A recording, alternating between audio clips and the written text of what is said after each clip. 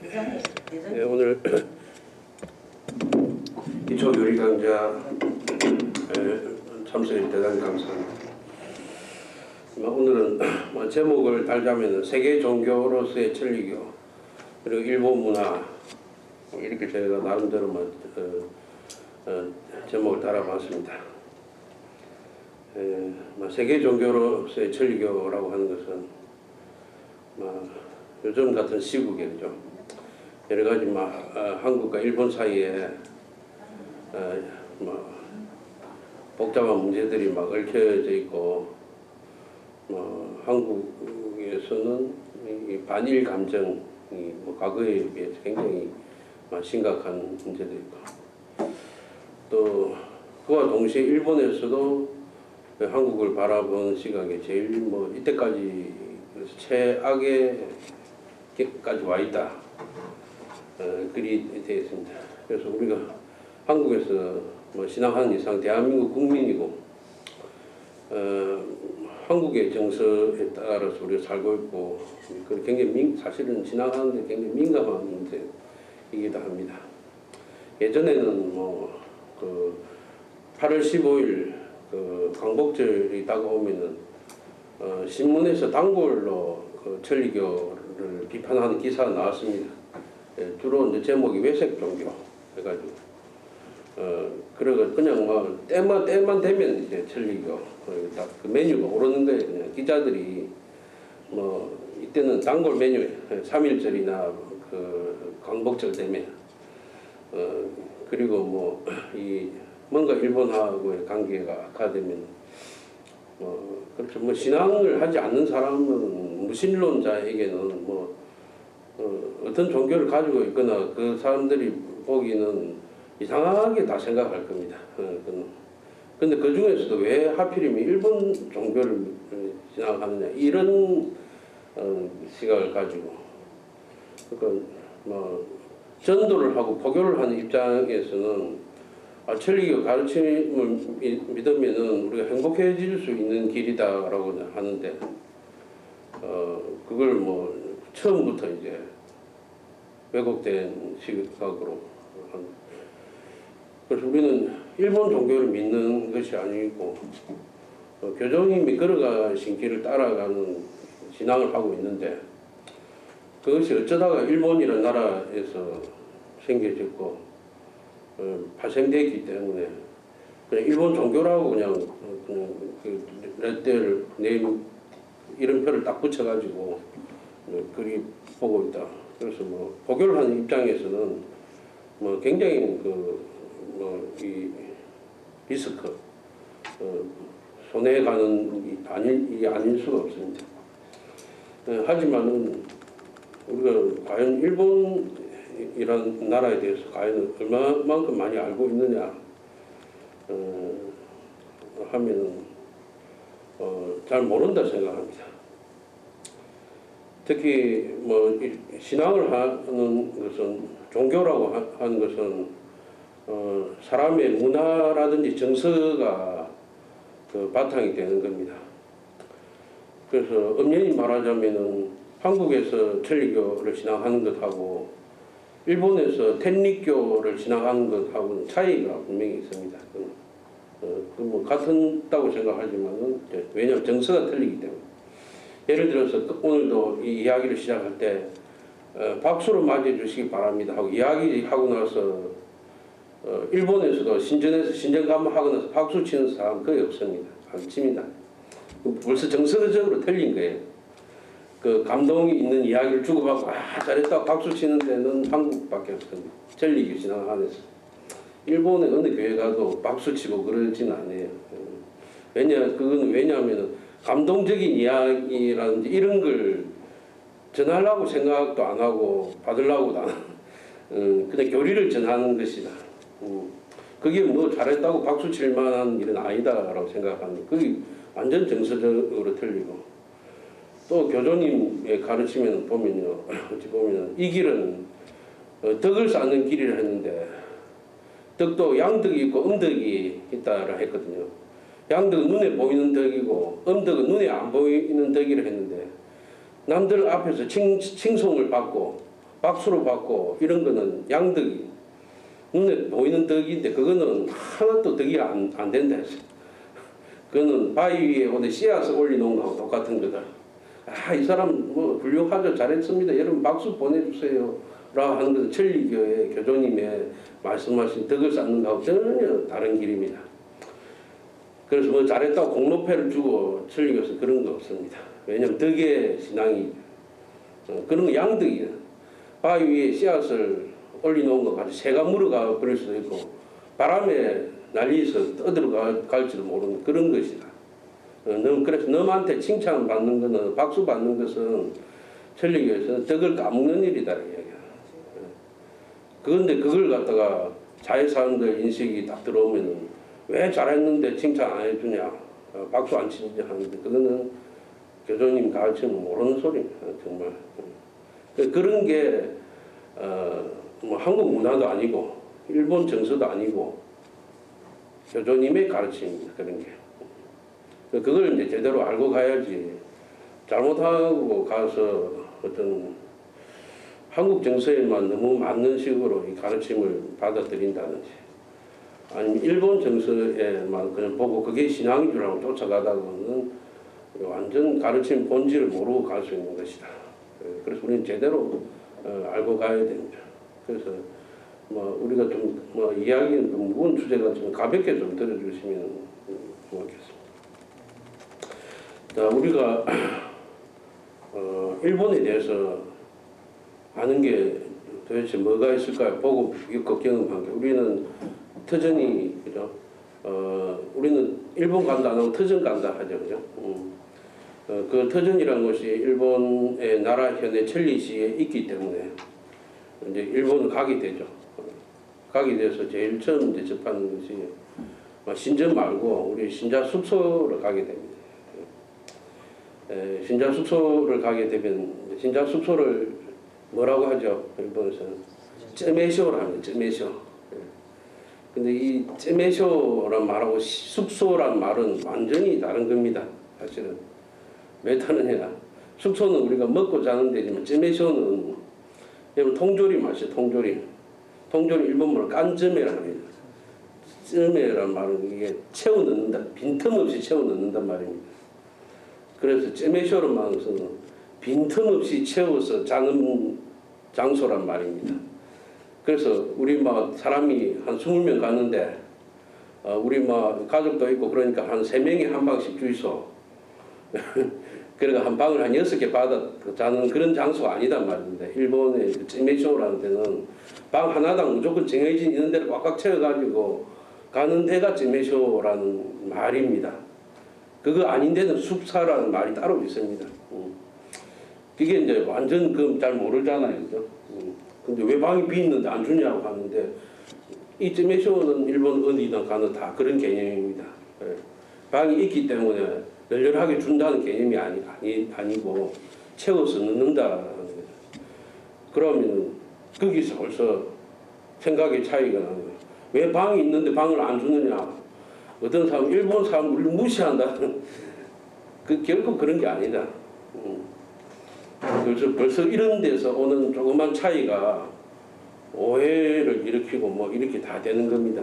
사실은 문화를 알고 정서를 아는 것은 굉장히 중요한 일이다. 왜냐하면 오해를 하기 때문에 자꾸 그런 것은 결국 아닌 것이다. 그죠? 그래서 이 문화의 차이, 정서의 차이를 아는 것은 굉장히 중요한 일이다. 예를 들면 또 이제 한 가지 더 해가지고 일본 사람은 정이 없다 이런 말을 하죠. 일본 사람은 정이 없다. 근데 그걸 바꿔 말하면 한국 사람 정이 많습니다. 한국 사람만큼 정이 많은 민족, 또 이런 문화는 다른 데 잘 찾아보기 힘듭니다. 어느 사람이나 다 이야기하면 세계 사람, 한국 사람 참 정이 많다. 그에 비해서 볼 때는 일본 사람 정이 없다라고 합니다. 오히려 또 일본 사람 같은 경우는 정을 주는 걸 부담스럽게 생각합니다. 왜냐하면은 일본 정서적인 문화에서는 받은 것은 돌려줘야 된다. 은혜 보답이라는 말이 있죠. 그거는 천리교에서만 쓰는 말이 아니라 일본 사람들 보편적인 정서입니다. 은혜 보답, 온가이시. 내가 돈 받으면 나도 그만큼 돌려줘야 된다. 결혼식 가서 축의금을 냈잖아요. 뭐 10만 원을 냈다. 그럼 받은 사람은 10만 원어치 딱 선물을 돌려줍니다. 무조건. 그걸 가지고 자기 뭐 그냥 결혼식한 경비로 쓰는 게 아니다. 그만큼 돌려주는. 그래서 그 일부러 많이 안 줍니다. 왜냐면 많이 받으면 부담스럽잖아요. 돌려주는 게. 그래서 작게 하는 거예요. 이번에도 그 정미실 주임 선생님이 돌아가신 이제 출직했을 때 가서 이제 부조금 내잖아요. 그런데 부조금 일본 부조금 많이 내면은 굉장히 신뢰되는 일이에요. 우리는 신세 많이 졌다고 막 둘러하는데 많이 하려 하는데 아니다. 왜냐하면 돌려줘야 되기 때문에. 그래서 딱 작게 주는 게 맞는 거예요. 그게 이제 이 사람들의 문화하고 정서다. 그래서 막 정을 막 줬는데 그러면 굉장히 부담스러워합니다, 이 사람들이. 그리고 제일 싫게 생각은 악수하고 몸을 부딪히고 하는 이걸 엄청 안 좋아하게 생각해요. 그게 뭔가 하면은 이 자기 개인의 어떤 이 벽을 쌓고 있는 게 일본의 정서입니다. 근데 그걸 뚫고 들어가가지고 처음 보는 사람이 반갑다고 악수를 하고 이런 것은 안 맞는 거예요, 이 사람들한테. 굉장히 이거는 그 사람들은 그런 걸 안 하는 사람들이다. 그걸 모르고 반갑게 하는데도 모른 척 한다, 뭐 잘 안 해준다 하는 것은 그런 차이가 있기 때문이다. 그래서 어느 게 좋고 나쁜 것이 아니라 그 사람들은 그리 살아왔고 우리는 이리 사는 거고 이건데 이걸 잘 모르면 이리 뭐 안 한다 해가지고 막 나쁘다거나 뭐 신앙적으로 뭐 일렬 형제인데 하고 하면서 정이 없네 뭐 이런 식으로 하는 것은 잘못 본 시각. 원래 그 사람들은 그리 살아온 사람들. 우리는 정이 많게 살아온 사람들. 그런 시각이 있다. 그래서 그런 말이 있죠. 그래서 올해도 정말 일본 사람들끼리 친구들끼리 오래간만에 만나 손을 잡고 안 합니다. 말로 끝냅니다. 오래간만에 하고 막 손을 잡고 뭐 이런 것은 하지 않는다. 그런 것들. 또 조그만 뭐 차이라고 생각하면은 젓가락 같은 것도 보면 일본 사람들은 딱 식탁에서 횡으로 가로로 이렇게 딱 놓죠. 우리는 세로로 딱 놓습니다. 이제 왜 그러느냐? 이 젓가락을 딱 상대방 향하게 하면 이게 신뢰가 되는 일인데 이게 칼이라 치면은 상대방을 겨눈다고 생각하거든요. 그게 뭐냐? 일본의 그 전쟁 문화입니다. 일본 역사에서 보면 오랫동안 전쟁을 해왔거든요. 그래서 이 전쟁 문화의 어떤 이게 습성들이 굉장히 많이 빼어 있는 거예요. 젓가락 하나도 벌써 끝이 상대방을 겨누고 있으면 칼 끝으로 겨누고 있는 걸 신뢰라 해서 옆으로 놓는 겁니다. 그런 의식까지는 안 하지만 딱 그 정책돼요. 우리는 이리 딱 놓고 있죠. 또 한 가지 예전에 전 진주님이 본남성교회 오셨을 때 진주님 방에 들어가지고 뭐 이렇게 접대를 하고 그래 하려는데 우리는 어른이 계시면 어떻게 합니까? 뭐 앞을 지나가야 될 일이 생기면 앞으로 안 지나가잖아요. 신뢰라고. 그 뒤로 지나가려 하니까 안 된다는 거 안 돼. 뒤로 지나가면 안 된다고 수행해서. 일본에서는 뒤로 지나가는 게 신뢰라다. 앞으로 지나가라. 왜 그런지 아닙니까? 뒤로 지나가면은 저도 딱 뒤에서 막 뒤통수를 칠 수 있는 거예요. 그 우습게 생각하지만 이런 것들이 이제 결정적으로 틀린 거예요. 우리가 이제 예의를 지킨다 생각하는 것이 사람들한테 신뢰가 되는 거고. 근데 이런 걸 모르고 그냥 하면 우리 식으로 그냥 다 같다고 생각해 버리면 뭐 오해가 생기는 겁니다. 어쨌든. 그래서 그 다른 나라에 가고 다른 사람들을 만나고 할 때는 이 사람들이 다르게 생각하고 살아온 거나라고 생각해야지. 왜 우리 식대로 안 하나 이렇게 해버리면 그냥 막 그것부터 오해가 생기는 것이다. 이리 가까운 나라에 살아도 다른 게 따지면 굉장히 많죠. 그래서 이제 이런 것이 전쟁 문화에서 온 거.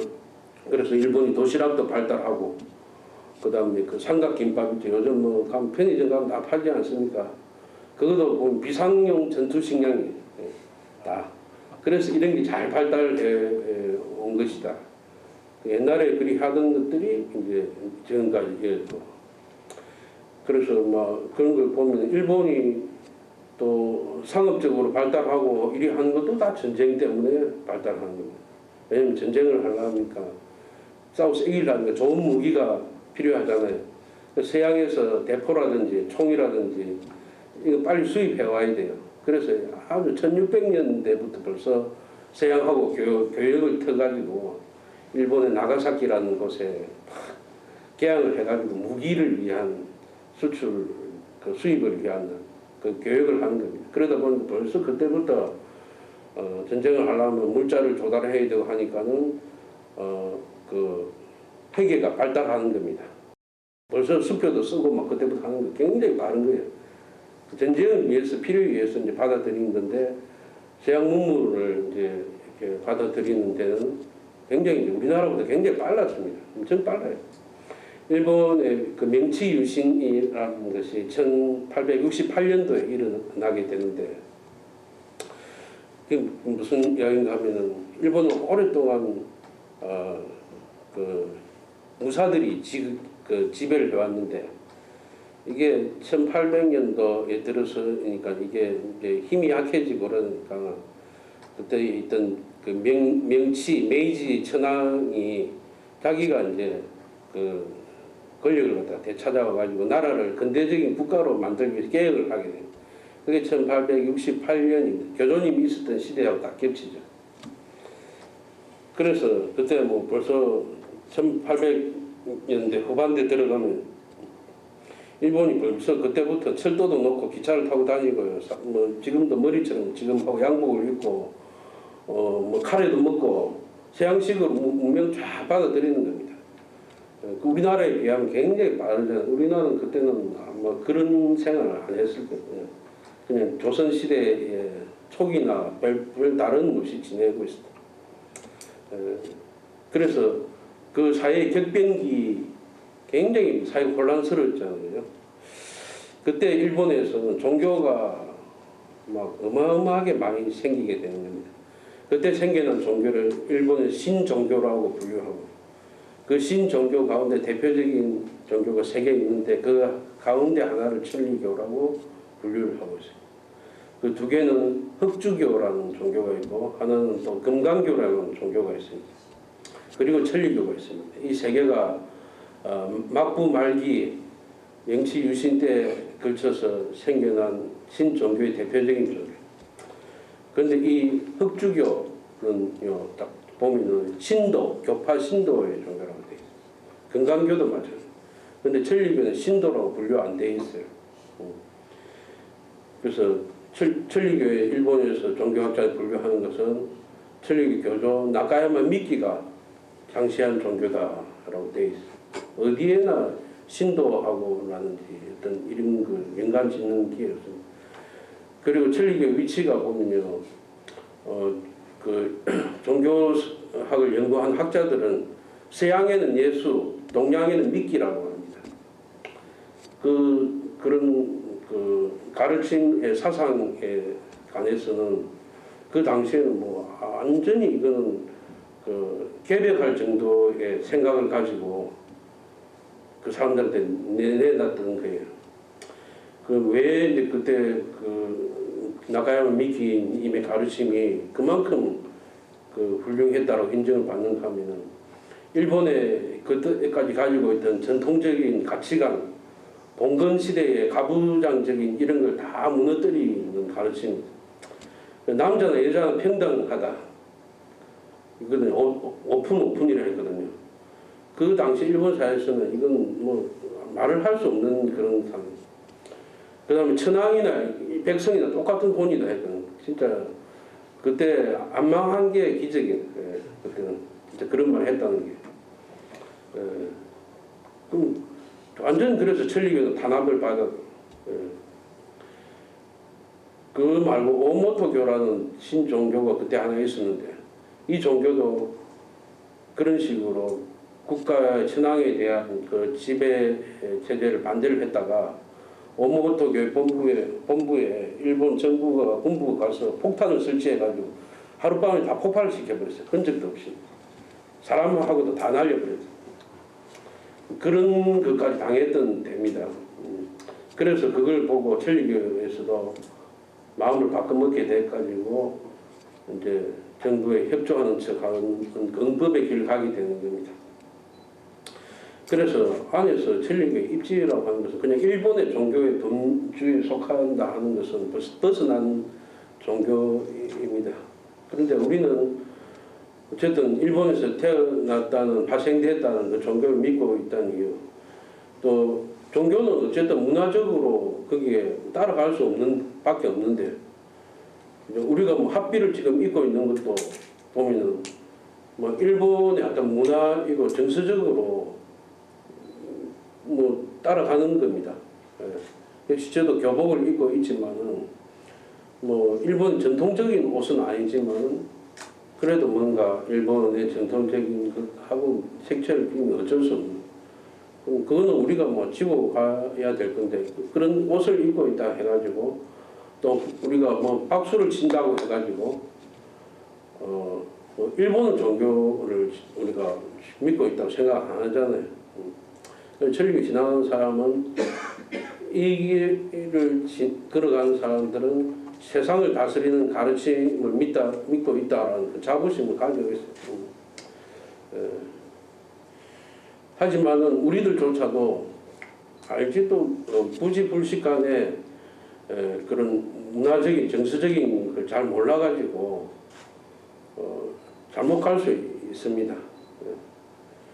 그래서 이런 이제 쓸데없는 오해를 안 하기 위해서라도 이런 일본의 전통적인 문화 정서의 차이는 우리가 알아야 됩니다.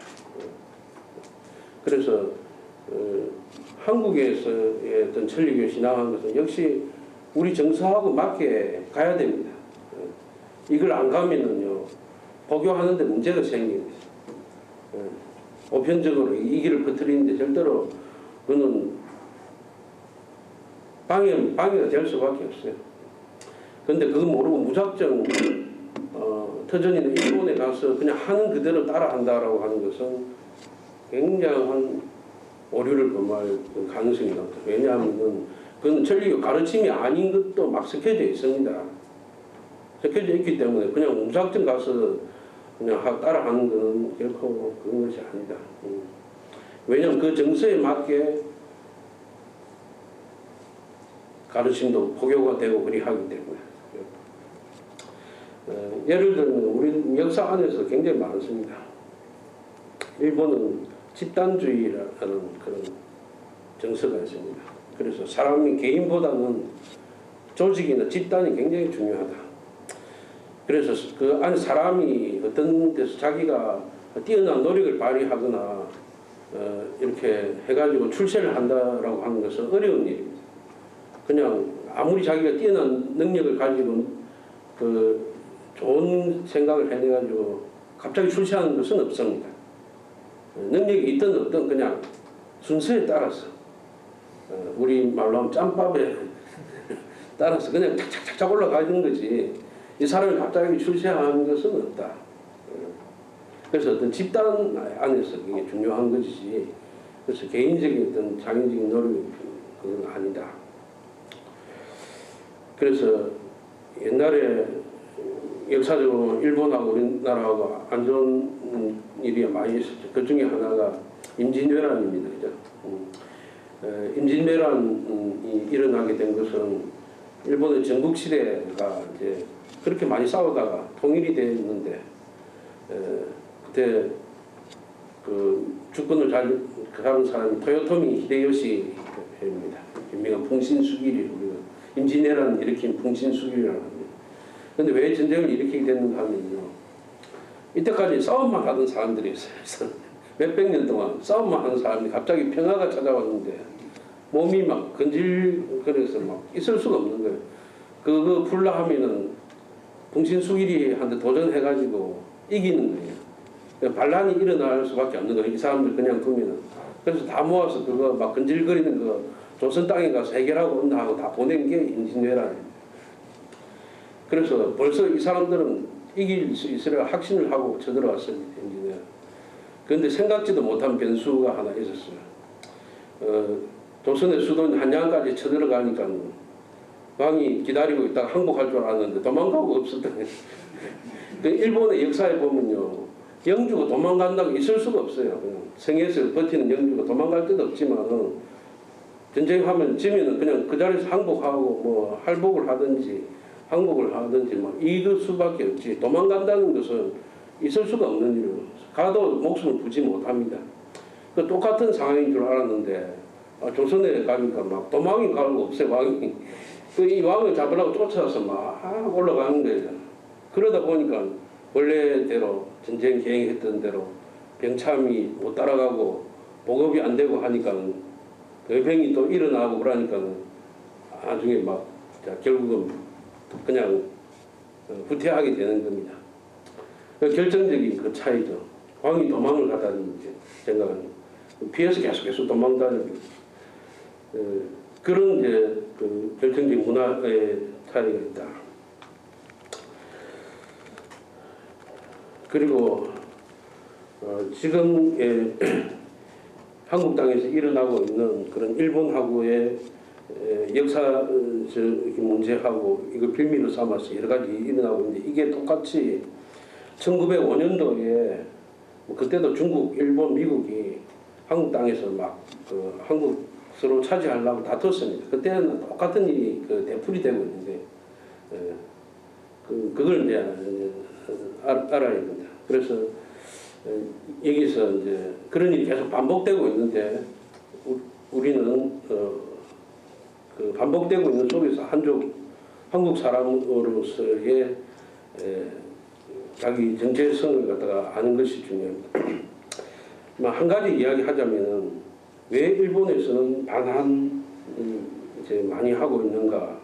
일본의 그 정통한 김용훈이라는 교수님 이제 예전에 한일 민족의 원형이라는 그런 그 책을 써내고 저도 직접 강의를 들었는데 그 제목 부제가 한 씨앗에서 다른 싹이 튼다. 한국하고 일본은 민족적으로 그 뿌리는 같은데 완전 다른 식으로 그 싹이 튼 열매를 맺은 나라이다. 거기 보면은 뭐 그런 게 있습니다. 일본은 집단주의이기 때문에 일본 말을 보면은 그 이지메 집단 따돌림, 왕따 이런 말이 있죠. 그게 이제 일본 전통적인 정서입니다. 왜냐하면 그 집단 그 부락에서 마을에서 정해놓은 법도를 어긴 사람은 10가지 중에 8가지는 왕따를 시킨다라는 정서가 있습니다. 그래서 무라 하치부, 무라는 이제 마을, 하치부 8개. 마을에서 협력해야 될 일 가운데 8개는 안 해준다는 거예요. 그런 정서가 있다.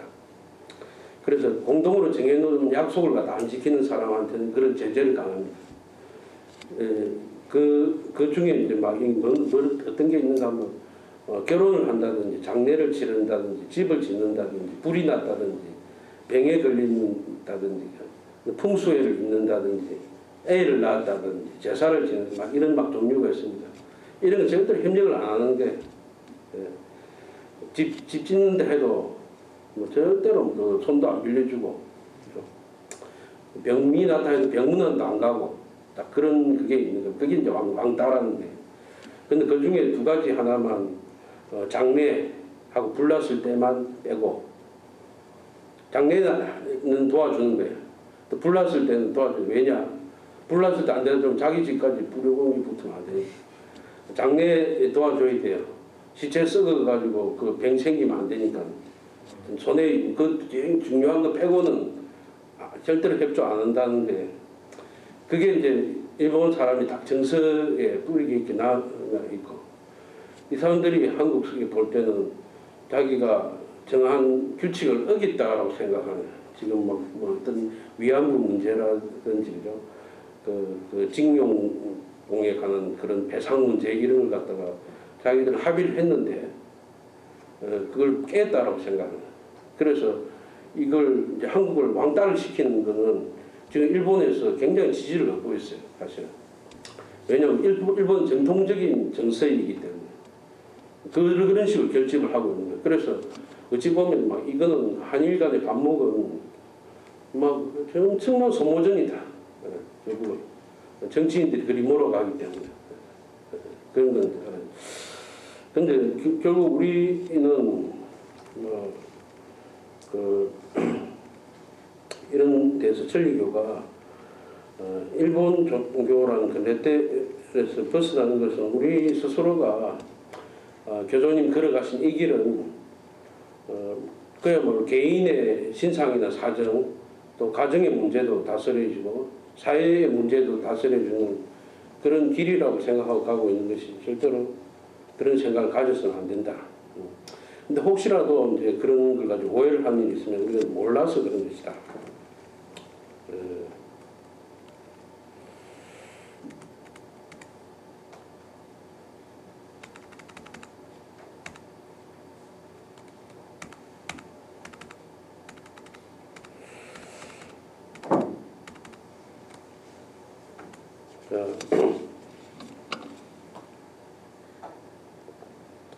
근데 교수님이 일러주신 이 길의 가르침이 핵심되는 것 가운데 좋지 않은 인연을 끊고 덕을 쌓아서 좋은 인연을 만든다라는 것이 있습니다. 근데 이것도 보면은 요즘의 사회의 가치관하고 이제 충돌하고 있는 게 있습니다. 예를 들면 악인연이라는 것이 있습니다. 악인연은 좋지 않은 일을 계속 당하게 되는 걸 악인연이라고 하는데, 예를 들면 이제 남한테 빚이 있는 사람이 있다 치자. 그럼 빚이 있는 사람은 이 빚을 이제 갚고 싶어 하는데, 보통 빚이 있는 사람들 보면은 빚을 갚을 때쯤 되면 또 다른 빚을 또 빌립니다. 그래서 계속 그 일생 동안 돈을 빌리는 데 헤어나올 수 없는 거죠. 어찌 보면은 본인은 헤어나오고 싶은데 안 헤어나지는 거, 이게 악인연입니다. 악인연입니다. 근데 이런 거에 대해서 교조님이 가르침은 어떤 거냐 하면, 자꾸 사람한테 그 빚을 빌리고 갚으려고 생각을 하는데, 그거는 천리를 모르는 일이다. 왜 그런 일이 생긴가 하면 사람에 대한 은혜가 아니라 하늘에 대한 은혜를 모르기 때문에. 그래서 빚이 예를 들어서 100만 원 이제 그 빚이 있는데 매달 10만 원씩 갚아가지고 10달 동안 갚아야 되는데, 그 가운데 반이라도 스님한테 빚을 갚아라, 이리 이야기하면 요즘 사람 그런 말도 안 되는 소리인데, 그러면 돈만 더 쓰게 되고 빚은 더 늦게 갚게 되는 거죠. 그런데 이렇게 해서 하늘에 대한 빚을 갚지 않으면은 당신은 벗어나 악인은 결국 끊을 수 없다라고 하죠. 그럼 이 계산으로 생각해 보면 안 맞는 이야기지만은 그게 이제 교조님 말하는 천리 가르침인 거죠. 자, 부모하고 너무 사이가 안 좋아. 악인연인데, 그럼 이걸 악인연에서 벗어나려고 하면 어떻게 해야 되나? 효도를 해야 돼. 그 안 좋은 부모한테라도 효도를 해야 악인연이 갚는 거예요. 부모한테 안 되면은 나의 이친한테라도 효도를 해야 돼. 신임에 대한 효도를 대신 해야 돼. 어느 쪽으로는, 다른 쪽으로는 이 빚을 갚아야 돼요. 안 그러면 이게 퇴해지지가 않는 거예요. 인간 생각으로 하면은 이게 계산이 안 맞죠. 그런데 이런 가르침이 이제 교조님 일러주신 가르침이에요. 전에도 그런 이영돈 교수님 강의 때 그런 이야기 나오는데, 아버지하고 너무 사이가 안 좋은데, 사이 안 좋은 이야기, 아버지가 엄마 말고 첩을 들여가지고 하고 엄마한테 홀대하는 거 보고 아버지를 절대로 만나려 하지도 않고 미워했는데, 천리교 가르침 듣고 나니까 그게 아니다 싶어서 아버지가 때리는 첩을 때리고 자기가 구경도 시켜주고 나중에 오히려 잘해준 아버지를 용서하기로 생각을 하고, 아버지 용서해야 악인연이 끊긴다. 이 천리 가르침인데, 보복을 하고 응징을 하려 하면 안 되는 거다. 그래서 이 균형을 맞추는 이 천리 균형이 안 맞기 때문에 그런 일이 일어나는데, 사람들은 자꾸 그것을 안 보고 이제 끝에 있는 모습을 보고. 그런데 지금 보면 지금은 너무 지금 사회가 물질적인 가치를 중시하는 쪽 움직이다 보니 이런 이야기를 하면 요즘엔 막 씨알이 안 먹히는 그런 식으로 생각을 하는 거예요. 악인을 끊기 위해서 덕을 쌓는 한 가지를 더 이야기하면 덕을 쌓는 것은 아주 간단하다 했습니다. 뭐든지 고맙게 생각하면 덕이 쌓이네. 뭐든지 고맙게 생각. 지금 제 앞에 이런 차가 이렇게 시원한 차가 있는데 저도 이 마시면서 참 고맙구나. 이 차를 여기까지 갖다 준 사람도 참 고맙구나 이 생각하면 덕입니다. 그런데 이게 좀 나는 따뜻한 거 좋아하는데 왜 차분을 갖고 왔나 이 생각하는 순간 구덕이 되는 거예요. 알겠습니까? 엄청난 조그마한 차이죠. 그래서 아주 조그만 생각의 차이가 벌써 덕하고 부덕으로 바뀌어지는 거예요. 사람은 이 원리를 갖다 모르고 있다. 그냥 자기 생각하고 안 맞고 뭐 안 맞다 해가지고 그냥 속에서 부덕이 탁 올라오는 순간 부덕인 거예요. 벌써. 근데 그게 한번 쌓이기 시작하면은 막 버릇처럼 돼가지고 뭐 자기 심사 틀리면 막 안 맞는 게 너무 많게 막 되는 거예요. 그게 그 부덕으로 그 부족으로 생각하는 시간이 많은 사람일수록 인생이 계속 마이너스 덕의 세계 보면 마이너스인 거예요. 어쨌든. 그래서 막 이리 저든 여기 못 물 걸 갖다 주든 그래도 이게 갔다 온 정성이 어디고 고맙다고 생각해요. 이게 덕이거든요. 그래서 그 덕이 없어서 인연이 안 좋다고 생각하는 사람들은 자꾸 남보다 그 칭송받고 낯설 생각하면 안 됩니다. 뭐든 고맙다 생각해요. 그래서 이런 자기가 생각 부당한 대우를 당하고 있다라고 억울한 마음이 들고 항의를 하고 싶고 따지고 싶지만 그것이야말로 부득한 사람의 표본이다라고 할 수 있어요. 근데 이 사회는 지금은 그런 억울한 거 따지고 막 해결하려고 생각하는 법으로라도 따져보려 하고 막 이렇게 하는 전리 교조님 가르침하고는 그런 것이다. 사실 그 교조님 가르침 핵심이 그런 데 있는 거거든요. 이 세상은 천리로서 리로서 된 세상이에요. 리라고 하는 것은 둘 하나가 스님이 리라고 했어요. 둘 하나는 서로 상반되는 것이 조화롭게 이뤄가서 이 세상이 돌아가는 이치를 이야기해요. 그래서 뭐 남편하고 사이가 안 좋다, 부모하고 사이가 안 좋다, 자식하고 사이가 안 좋다. 그 반대로 봐야 돼요. 반대로 보지 않으면 안 된다. 근데 눈에 보이는 걸 보고 자꾸 해결하는 거예요. 그 눈에 안 보이는 덕을 쌓아서 이걸 이제 해결하는 것이 전리입니다. 전 처음에 양덕하고 음덕을 이야기했지만 그래서 전리에서 음덕을 더 중요하게 생각합니다.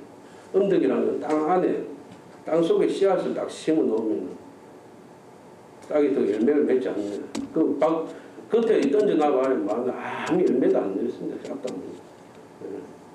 근데 지금 사회는 뭐 양덕 세계를 이야기하는 거 뭐 자꾸 자기 비하를 하고 칭송을 받고 칭찬을 받고 남들 앞에서 박수를 받고 싶어 하고 뭐 그런 거를 환호를 하고 천리 신앙도 보면 자꾸 뭐 그렇게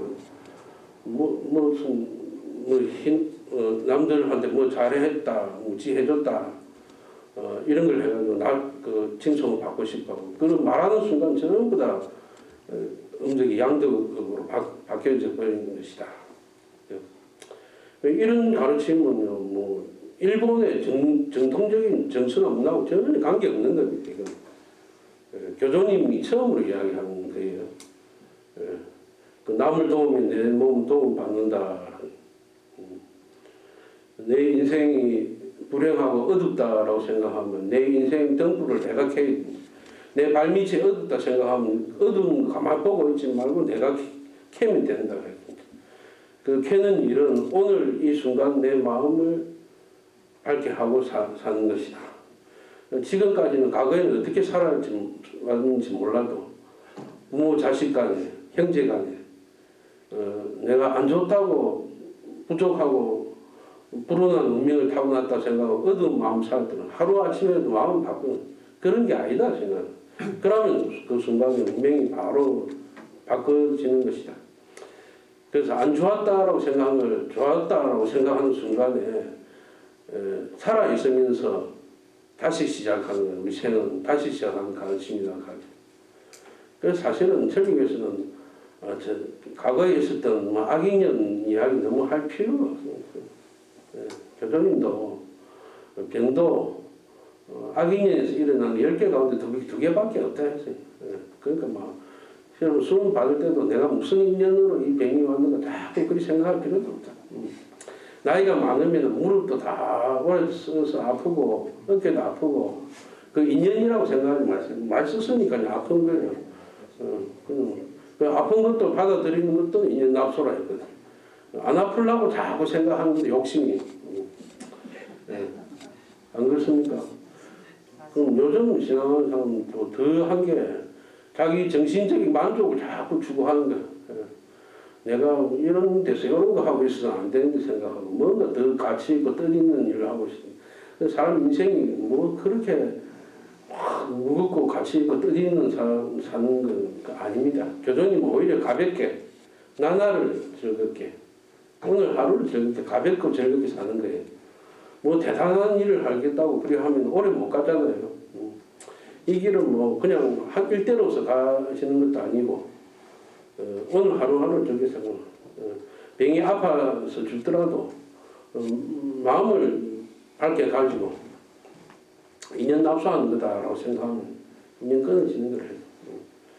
그래서 누가 교조님이 그 가르치신 중에 대단한 것이 교조님 모본의 길을 걸어가 주시는데 모본의 길을 걸어가 주시다는 말의 의미는 뭐 누구나 이 길을 지나는 사람 모본의 길을 걸어가야 됩니다. 근데 교조님하고 똑같이 걸으란 말 안 했어요. 그 뭐 만분의 1이라도 따라 걸으면요 어렵고 힘든 길은 교조님 벌써 다 걸어주셨기 때문에 대신 다 걸어주셨기 때문에 수호를 받을 수 있는 길이 그래서 모본의 길이 대단하다고 생각해요. 그래서 항상 우리는 모본의 길을 가려고 생각합니다.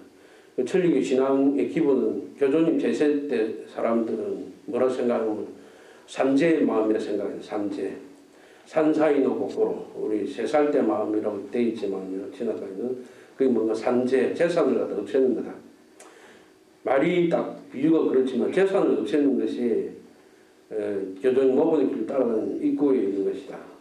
그럼 사회 사람들이 듣면 무슨 천리교 신앙하면 재산 없이는 무슨 엉뚱한 소리를 해서 사기꾼이 아니고 생각하죠. 그런 게 아니다. 자기 욕심을 버리는 거야. 집착. 내 돈 없으면 어떻게 될까? 재산 없으면 어찌 될까? 이런 걸 딱 버리는 데부터 시작한다. 욕심과 집착.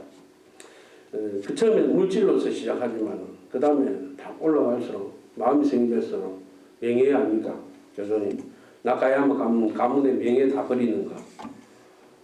그 사람들은 살아서 가면 갈수록 특히 남자들은 명예를 막 좋아해요.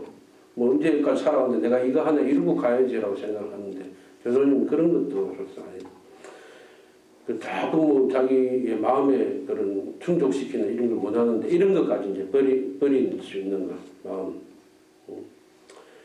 그만큼 마음을 낮추고 이렇게 하게 되면은 우리 마음이 맑아진다라고 했어요.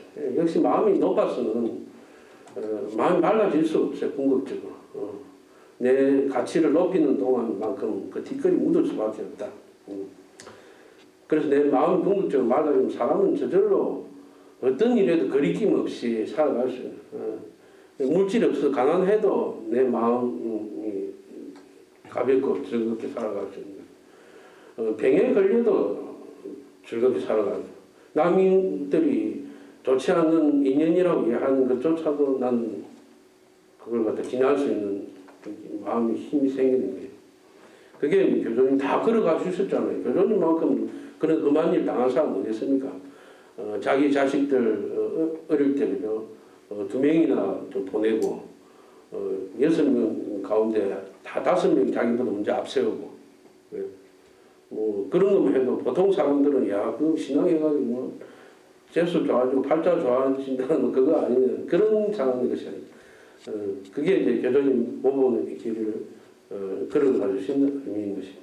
그래서 우리는 뭐 그대로 따라갈 필요는 없습니다.